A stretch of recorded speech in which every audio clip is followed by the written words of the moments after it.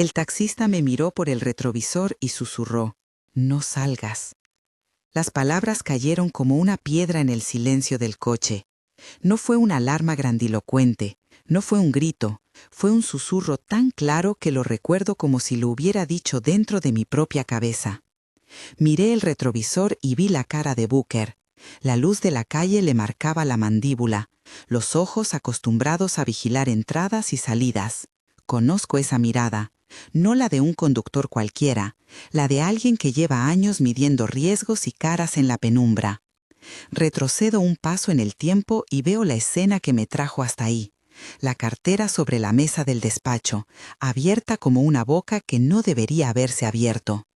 Era tarde, la oficina vacía, la lámpara del escritorio dejando un círculo de luz. Yo había ido a recoger unos papeles. Él, Draymond, debía haber estado en la reunión de la sucursal hasta las 11. La cartera quedó expuesta, como si hubiera esperado que alguien la tomara. Pensé en devolverla al día siguiente. Me pareció más práctico llevársela personalmente al aeropuerto. El vuelo salía a medianoche y bueno, pensé que era un favor de esposa. Cerré la tapa del portátil, cogí la cartera y salí sin pensar demasiado en la hora, en el frío, en la sensación rara que se instala cuando la casa está demasiado ordenada y los cajones contienen secretos. El coche olía a cuero y a lavanda. Booker encendió el motor con una calma que me puso aún más nerviosa. Las luces de la calle se convertían en barridos anaranjados por la ventana, el reloj del salpicadero tic-taqueando como un corazón lento. Le indiqué la Terminal 3. Sugirió la ruta por la Ciudad Vieja. Más tráfico, menos cámaras, no recuerdo por qué lo dijo, y aquello hubiera sido solo una decisión de tráfico si no hubiera sido por el retrovisor. Por fuera todo parecía normal.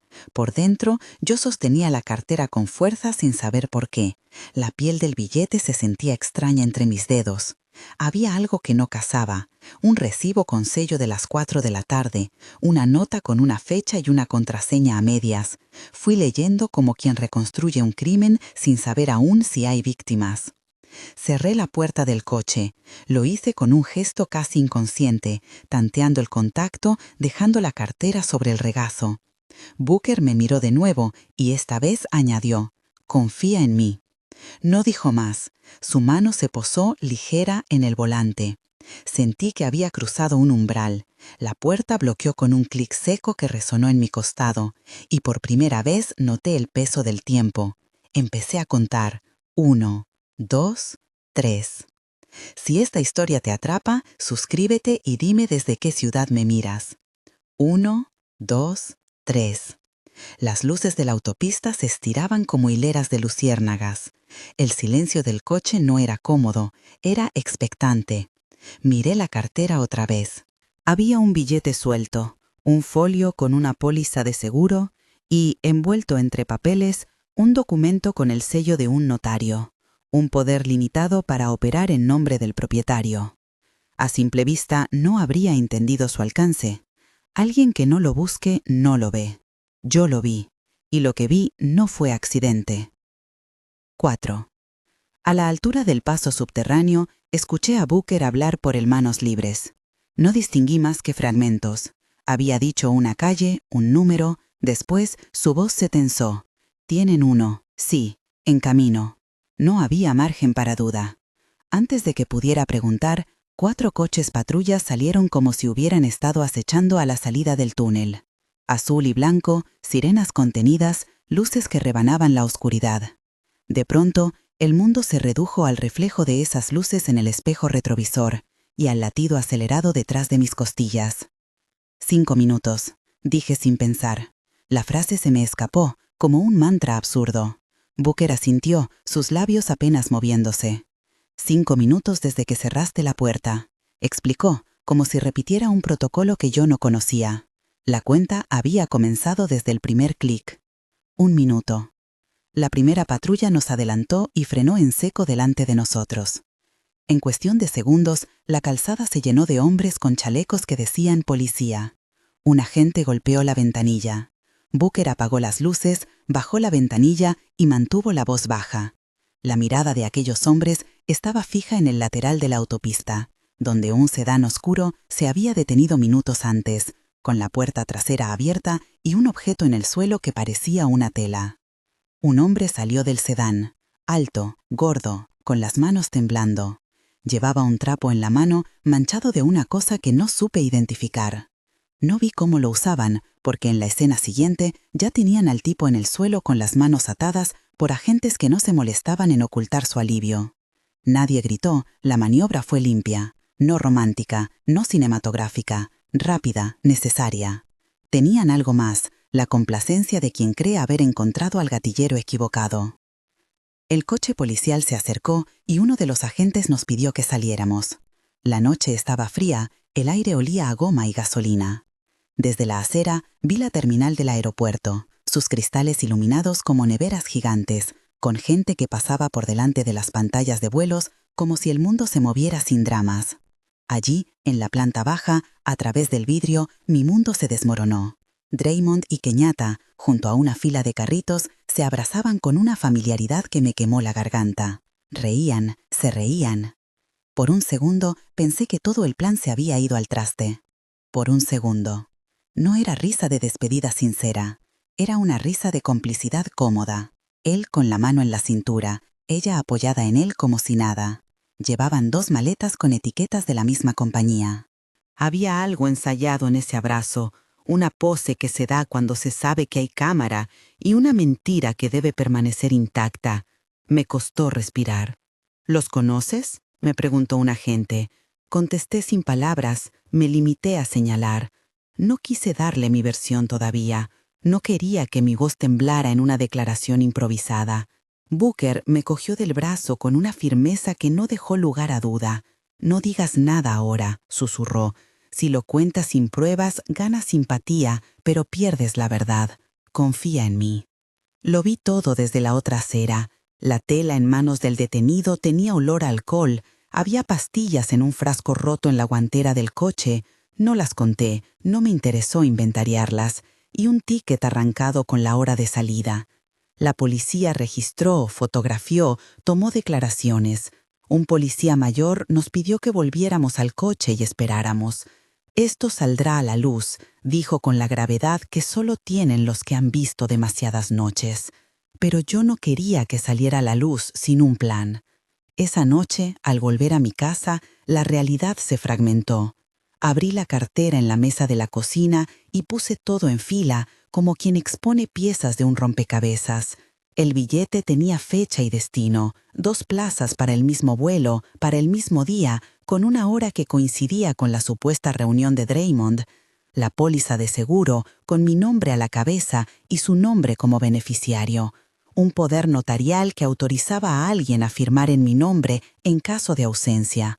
Todo estaba orientado a un movimiento: consolidar control, acceder a activos, gestionar un patrimonio. No era solo una salida de pareja, era algo concebido para que yo no estuviera. Mi primer impulso fue ir a la comisaría y empezar a gritar. Mi segundo impulso fue romper todo. El tercero fue quedarme inmóvil, calentando las manos en la taza de té que ya se había enfriado. Lo que pasó esa noche me obligó a elegir: llorar o moverme. Lloré primero. Fue un llanto que no necesitó sonido, una reacción en cadena de traición acumulada. Los pequeños silencios que había empezado a tolerar en nuestra casa, las llamadas que desaparecían cuando yo entraba a la habitación, las facturas que se transferían sin explicación. Todas las pequeñas cosas se reunieron en una ola, pero el llanto no me dio respuestas, me dio espacio para pensar. Recordé el día que conocí a Draymond. Fue en la feria de la industria, hace 10 años. Yo era joven, con prisa y muchas ganas. Él se acercó con una sonrisa que prometía alianza. Le cedí un proyecto, le dejé una franquicia y poco a poco construimos algo que debería haber sido nuestro. Hubo noches en que me sostuvo la espalda en la cama y me prometió seguridad, otras en las que se fue con la promesa de volver temprano. La traición no es un solo acto, es un entramado que se va cosiendo en la distancia. Kenyatta había sido mi amiga desde la universidad. Compartimos piso, trabajos, confidencias.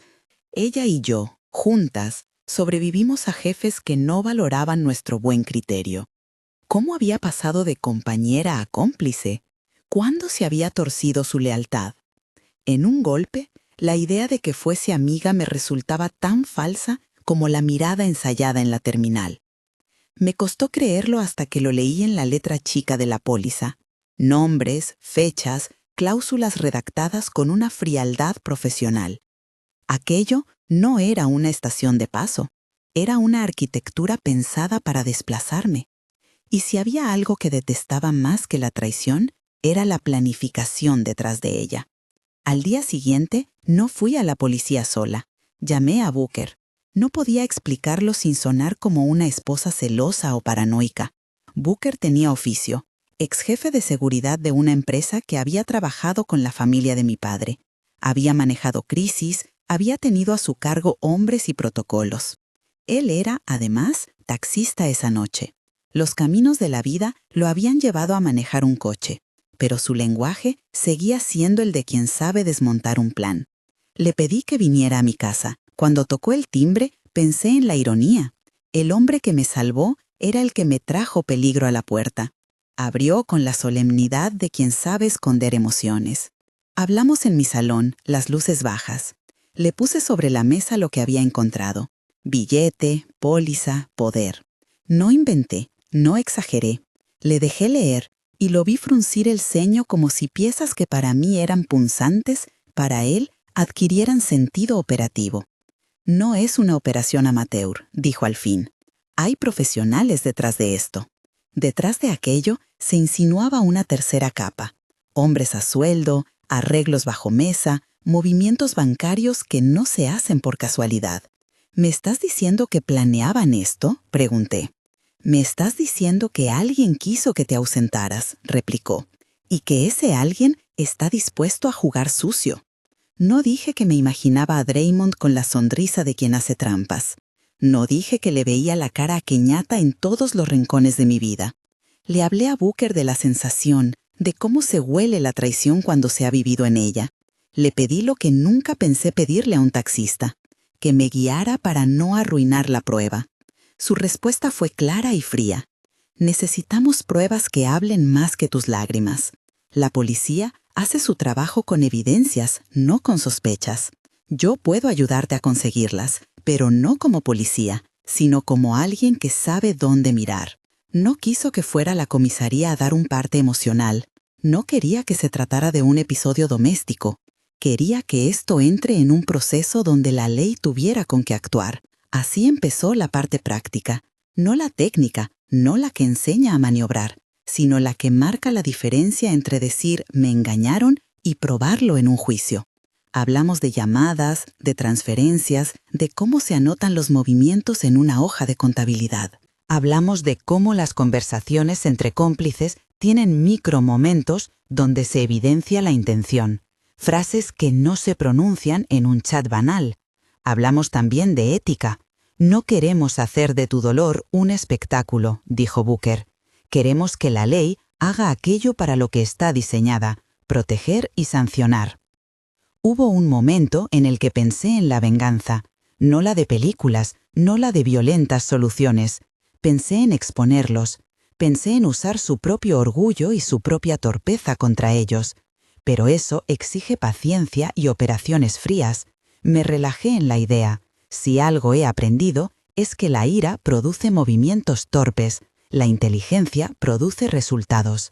Con Booker decidimos resguardos, cambiar claves, mover fondos a cuentas bajo custodia, avisar a personas de confianza en caso de que algo ocurra.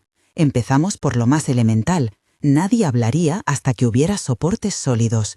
No quería que el primer eco de esto fuera una discusión doméstica en comisaría.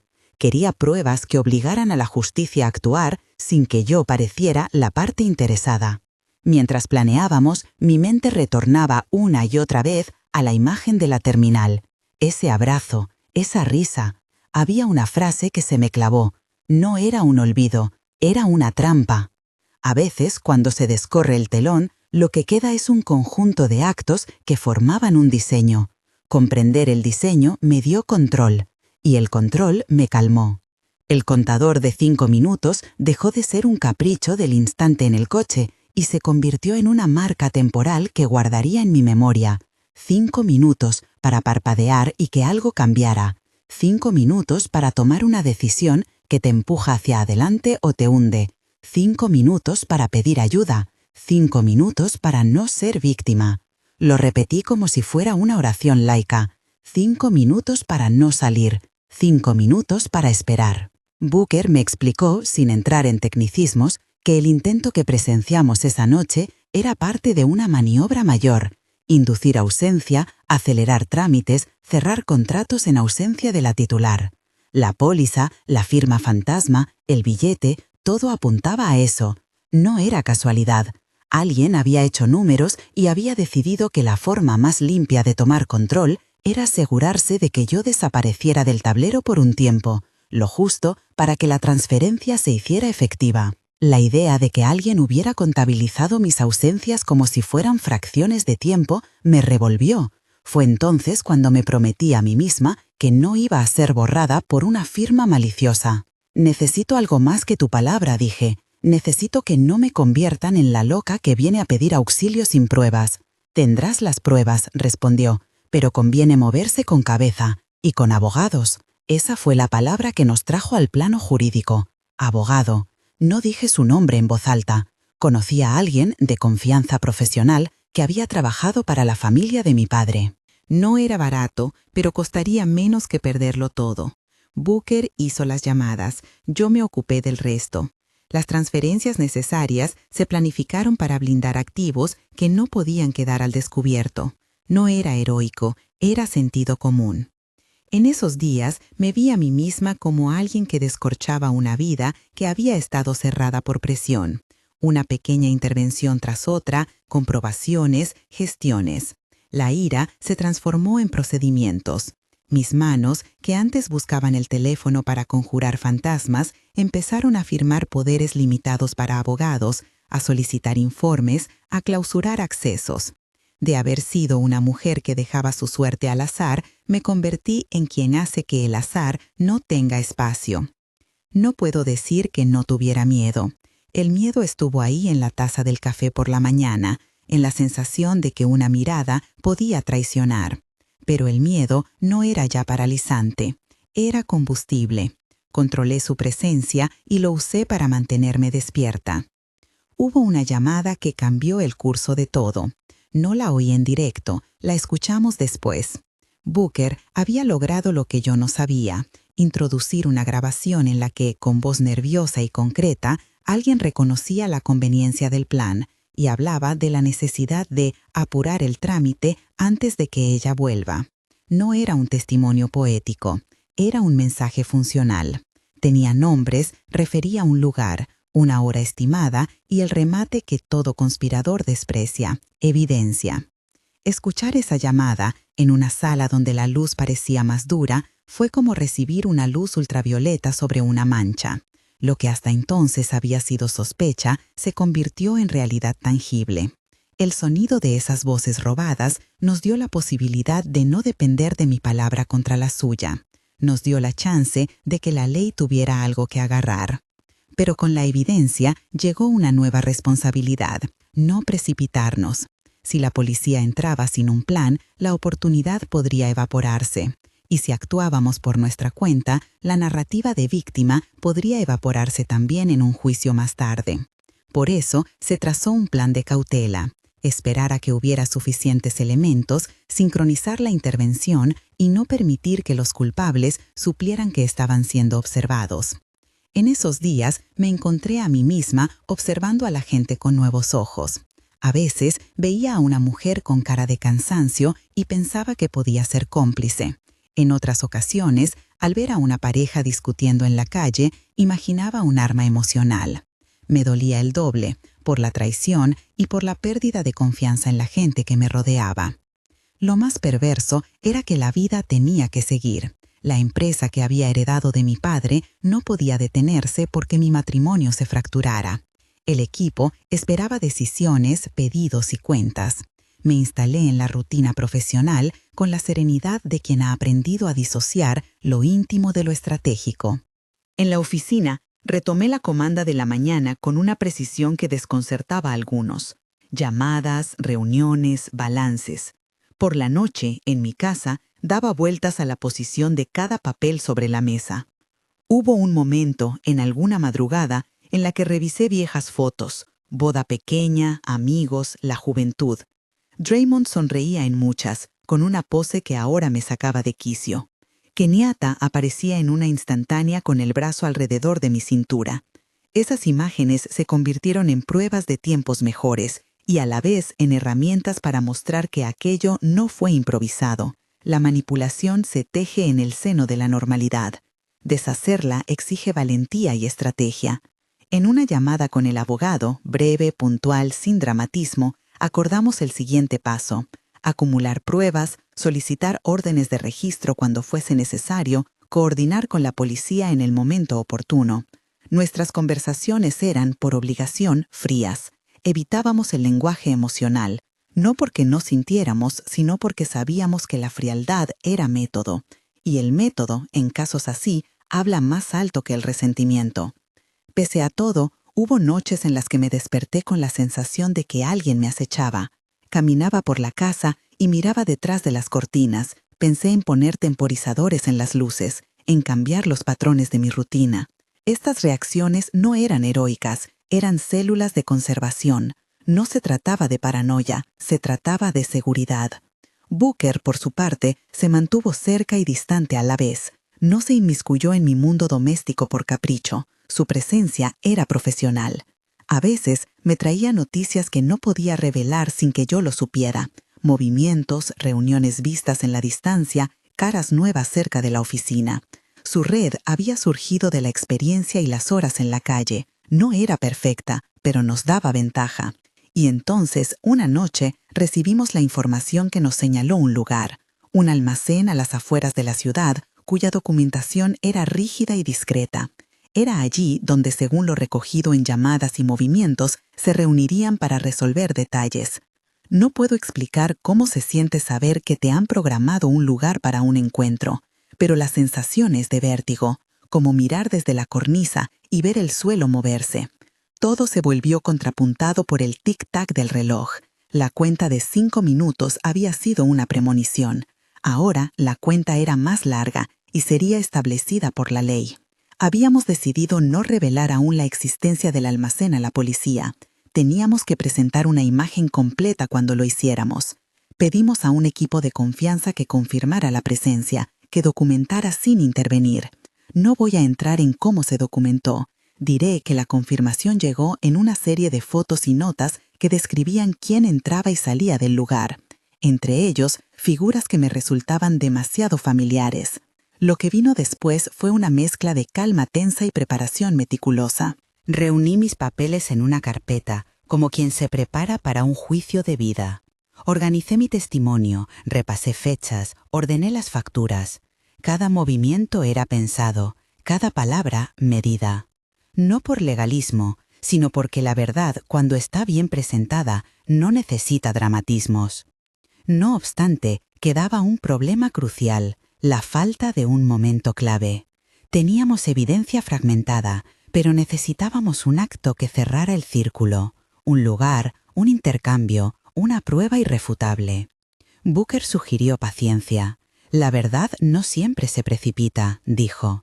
A veces se coloca en un lugar donde el culpable no sabe que es observado. Entonces se delata solo. Esa frase cayó como una semilla. Y aquí me detengo, en la antesala de algo mayor.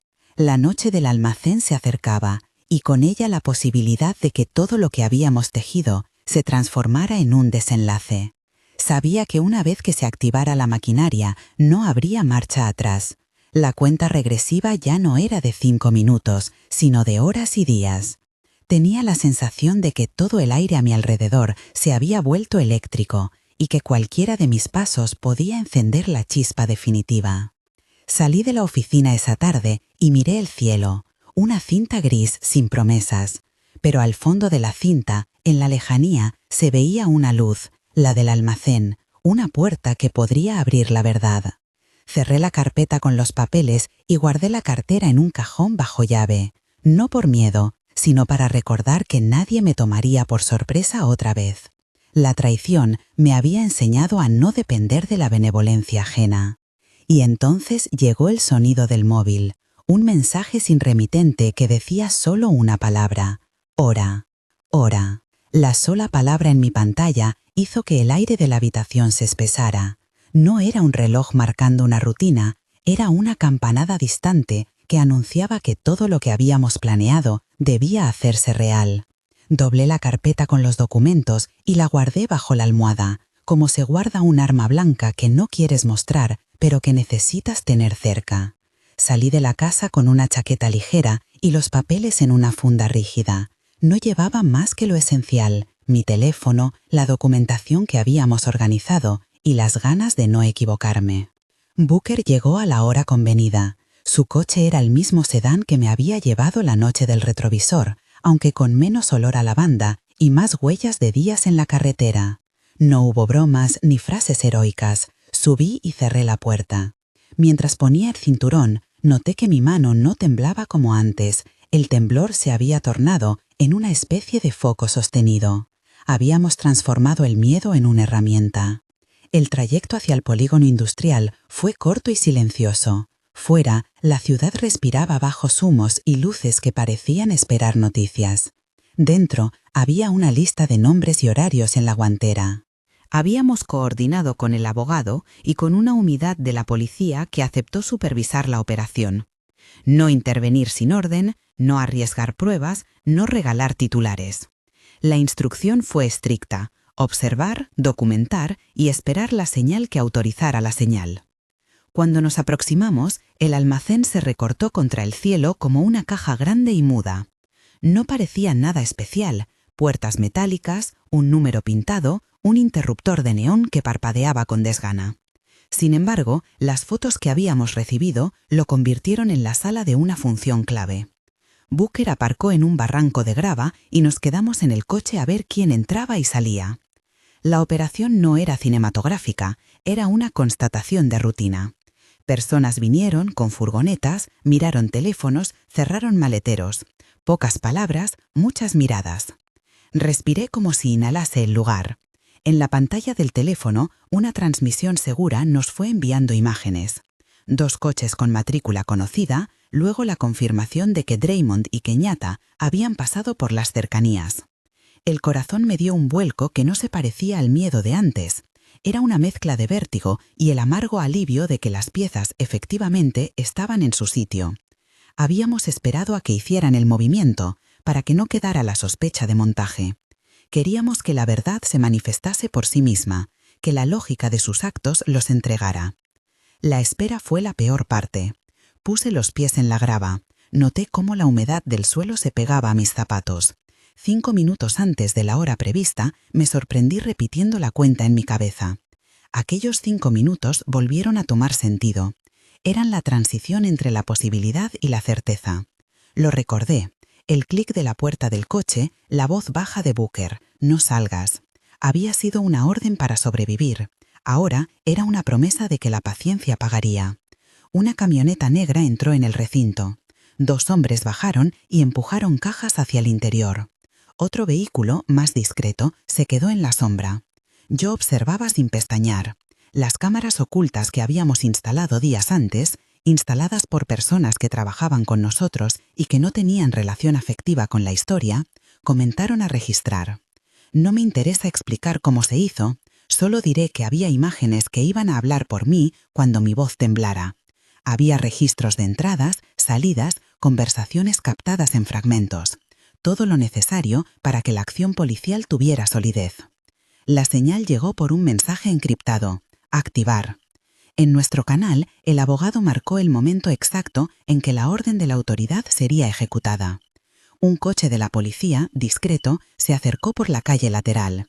Las luces se quedaron apagadas, las sirenas dormidas. Todo debía parecer una maniobra rutinaria hasta que la pieza clave hiciera su movimiento. Entonces ocurren las cosas que en la novela se llaman clímax, pero que en la vida tienen un compás propio y rígido. Alguien golpeó el suelo con un mazo. Los hombres del almacén empezaron a levantar tablones. Un hueco se abrió en el suelo y de ahí alguien sacó una caja con la expectativa de encontrar un tesoro. Mientras rompían, la tensión en mi estómago se volvió palpable. Yo observaba desde un punto que no podía ser obvio, con la carpeta bien cerrada en las manos. Y entonces, en medio de ese silencio geométrico, la caja fue abierta. No había joyas, no había dinero escondido, había papeles, hojas apiladas con nombres, firmas, contratos, el tipo de tinta que no se emborrona con el sudor. Lo que encontraron fue peor para ellos, la evidencia de una arquitectura de apropiación. Fotografías sobrias, correos impresos, órdenes de transferencia. El líder de los hombres se quedó pálido, con la boca seca. Draymond, que había estado marcando instrucciones lejos del tablero, miró la caja con un gesto que mezclaba sorpresa y cálculo. Kenyatta apartó la mirada como quien no quiere ver su propia sentencia. Fue el momento en que la policía actuó. Entraron con la orden en la mano, con la firmeza de quien no busca espectáculos sino verdad. No hubo estruendo, no hubo humo. 2 agentes principales hicieron la lectura rápida de los cargos y procedieron a las detenciones. Les leyeron sus derechos con la sequedad habitual de quien ha repetido esa frase demasiado. Ver a mi marido con las manos esposadas fue como mirar la foto de alguien que ya no pertenece a mi vida. No hubo gritos, no hubo escenas, solo la constatación de que la maquinaria del Estado, cuando se nutre de pruebas, hace su trabajo. Los hombres fueron conducidos a la calle. A lo lejos pude ver a Kenyatta intentando recomponer una calma que no existía. Sus ojos se cruzaron con los míos. Por un instante nos reconocimos como 2 mujeres en polos opuestos.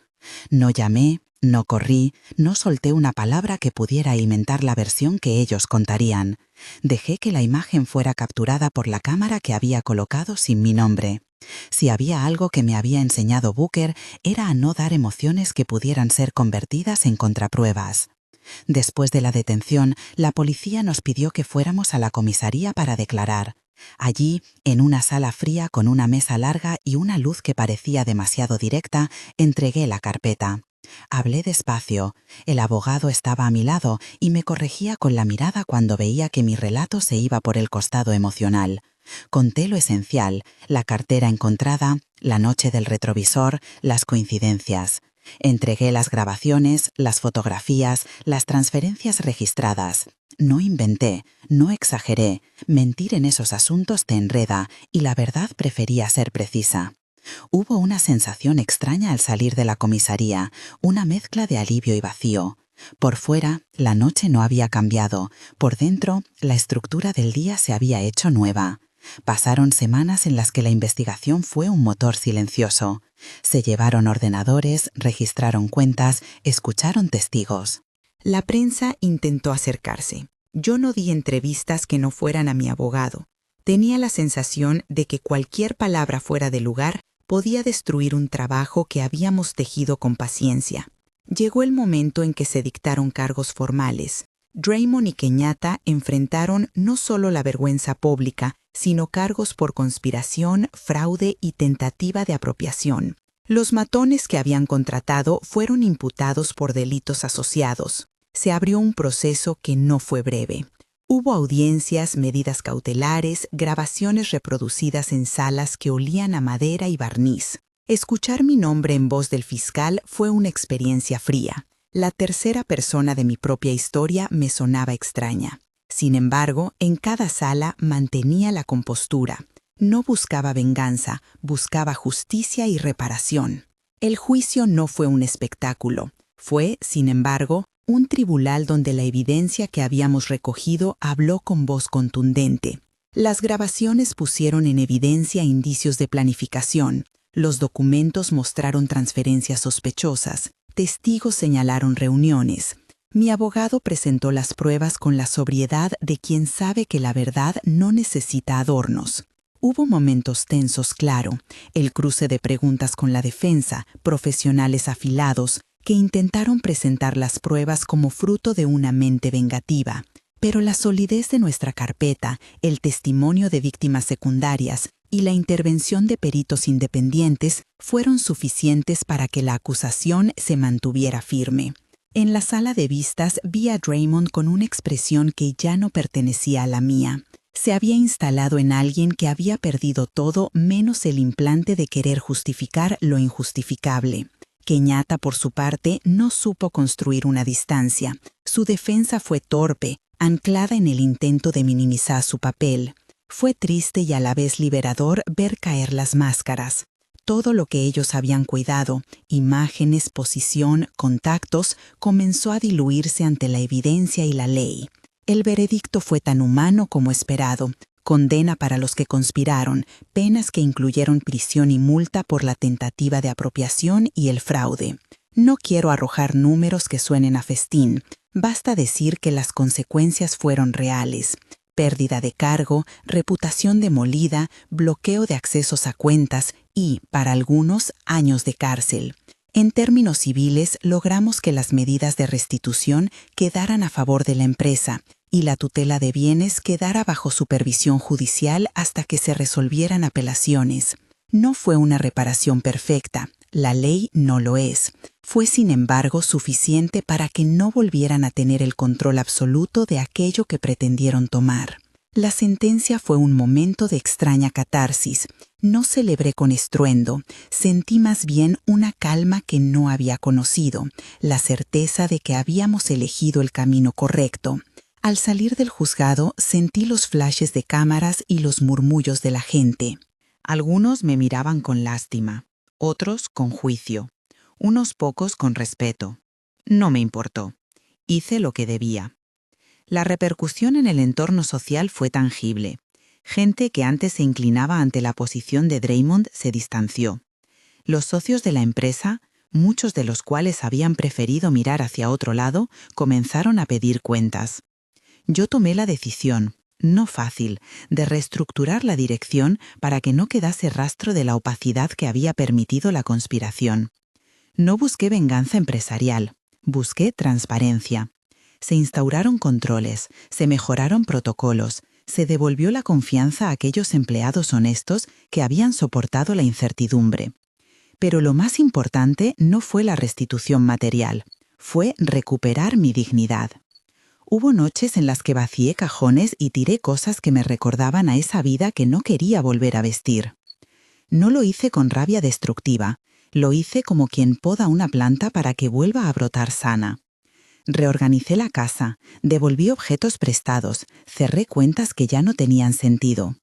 Hubo lágrimas en la almohada, por supuesto, y más de un día en el que me prometí a mí misma que no volvería a confiar sin pruebas.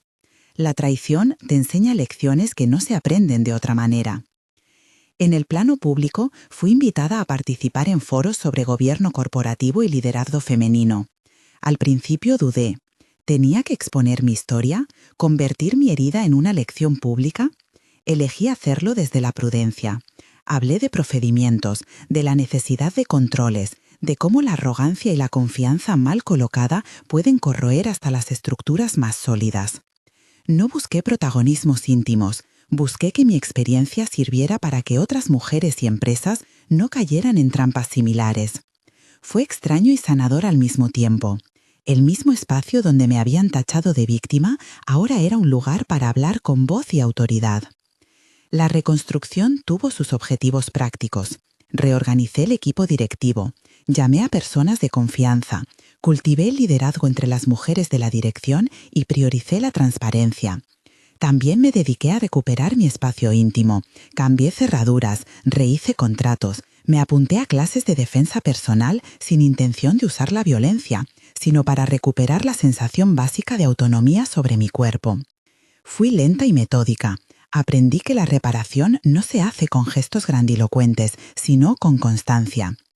No quiero que esto parezca una oda a la fortaleza sin fisuras.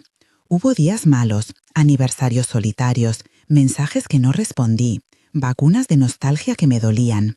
Hubo noches en las que me planteé si cualquier cosa de lo que había hecho valía la pena. Pero cuando miraba a las personas que se acercaban, empleados, amigas que se mantuvieron, el equipo legal, entendía que la vida no se mide por el tamaño de la caída, sino por la voluntad de levantarse. Booker, por su parte, siguió presente, pero jamás convertimos nuestra relación en un melodrama. Él volvía a sus rutas, a su coche, a su sentido práctico.